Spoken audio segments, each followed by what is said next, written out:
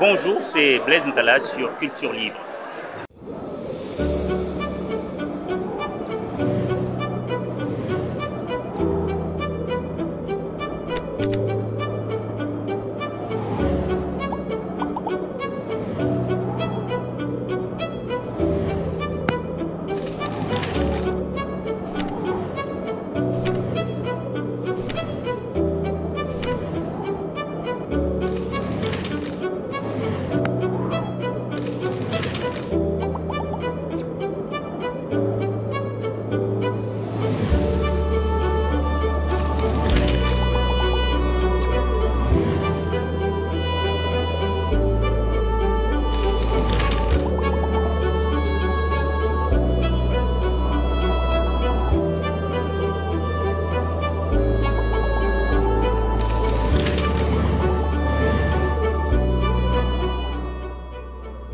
Bonjour, pouvez-vous vous présenter? Blaise Ndala, auteur d'origine congolaise vivant au Canada.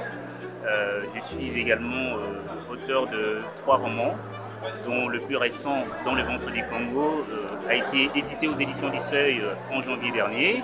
Le ventre du Congo, c'est votre nouvel ouvrage. De quoi s'agit-il? C'est un roman qui revisite un événement historique dont certains ont dû entendre parler, à savoir l'exposition universelle de Bruxelles de 1958. C'est à l'occasion de ces grands rendez-vous internationaux que Bruxelles s'était dotée de son monument emblématique, l'Atomium.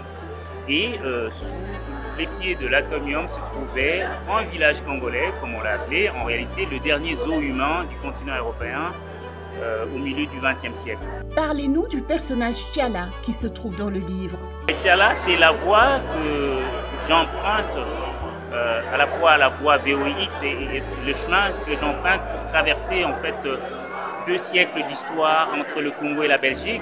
Donc c'est cette princesse du royaume de Bakuba qui brise en quelque sorte le code de sa lignée et qui transgresse les interdits de sa lignée et qui se retrouve dans le zoo humain.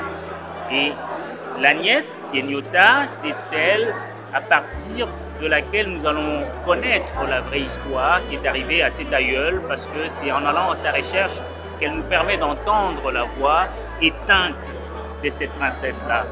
Et enfin, vous évoquiez, je pense, le roi de Bakuba, c'est lui qui va perdre cette fille qui refuse de perpétuer la dynastie de Bakuba. Et donc c'est ce roi qui est aussi le dénouement par lequel mon narrateur essaye autant que possible de boucler la boucle de cette mémoire douloureuse que nous traînons tous, Belges et Congolais, à des degrés divers certes, mais c'est une rencontre, c'est une histoire qui est partagée et cette voix essaye de suggérer peut-être ce qui pourrait être de voies de sortie pour qu'enfin les mémoires se réconcilient entre Bruxelles et Kinshasa, mais également au-delà de ces 2 pays, puisque l'expérience coloniale concernait un certain nombre de pays dans les Suds, peut-être entre ceux qui hier ont exporté le capitalisme dans le projet colonial vers d'autres nations et ceux qui aujourd'hui essayent de trouver le moyen de se réinventer un avenir à partir de cette blessure historique qui leur a été infligée par la marche du monde. Pourquoi avez-vous choisi de parler de cette histoire coloniale du Congo qui est ce zoo humain? Je dirais d'abord parce que je suis un féru d'histoire et que tout ce qui touche à l'histoire me parle énormément.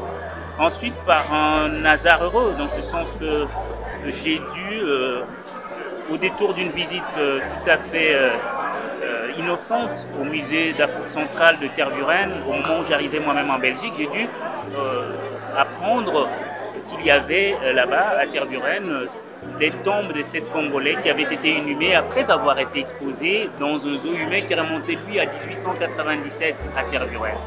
C'est en faisant des recherches sur les conditions de l'arrivée de 267 à peu près Congolais qui avaient fait partie de cette exposition que j'apprendrai que 2 ans seulement avant l'indépendance du Congo belge, d'autres Congolais avaient subi pratiquement le même genre de traitement dans cette espèce de foire à indigènes dont les Européens étaient assez coutumiers à cette époque. Et donc j'ai creusé ce filon pour essayer de poser des questions sur cet événement et sur ce qu'il pourrait éventuellement nous dire des changements et parfois, oui, peut-être du maintien, de survivance de ce qui reste de cette période-là. Avez-vous un message? J'espère l'avoir dit. C'est à eux de lire en espérant que ça nourrisse les discussions, que ça nous amène peut-être à enfin balayer certains angles morts de cette histoire qui n'a pas suffisamment été racontée. L'exemple que je cite souvent, et j'en parlais tout à l'heure à la table ronde, c'est que la présence de ces villages congolais à Bruxelles en 1958 est ignorée pas seulement par les jeunes générations de Belges et des Congolais, mais également par les élites de deux pays. De savoir qu'en Belgique, à l'année où j'arrive, moi, pour y étudier, des professeurs d'université qui étaient un peu de la génération avant la mienne ignoraient qu'on avait eu cette expérience-là.